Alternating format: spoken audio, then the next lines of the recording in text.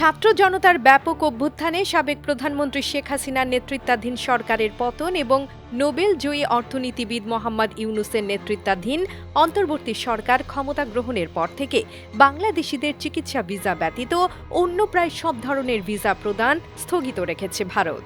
চিকিৎসা ভিসা প্রদান নাটকীয়ভাবে কমে এসেছে। 2023 সালে ভারত মোট 20 লাখ বাংলাদেশিকে ভিসা দিয়েছে, যার একটি বড় অংশই ছিল চিকিৎসা ভিসা। সরকারি তথ্য অনুযায়ী 2023 সালে প্রতি কার্য দিবসে 5 থেকে 7 হাজার বাংলাদেশিকে চিকিৎসা ভিসা দেওয়া হয়েছে। অন্যদিকে 2024 সালের অগাস্টের পর থেকে প্রতিদিন সর্বোচ্চ 1000 বাংলাদেশি নাগরিককে ভিসা দেওয়া হচ্ছে।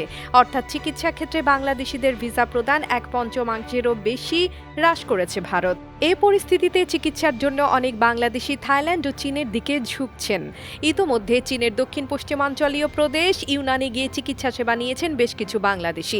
বাংলাদেশে চীনের রাষ্ট্রদূত ইয়াও ওয়েন রয়টার্সকে জানিয়েছেন, যখন কোথাও শূন্যতা সৃষ্টি হয় তখন মানুষ স্বাভাবিকভাবেই বিকল্প খোঁজে। চীনের পররাষ্ট্র মন্ত্রণালয়ের মুখপাত্রও জানিয়েছেন, বাংলাদেশ থেকে লোকজন চিকিৎসার জন্য আসছেন এবং এটি দুই দেশের সম্পর্কের ঘনিষ্ঠতা বৃদ্ধির একটি চিত্র।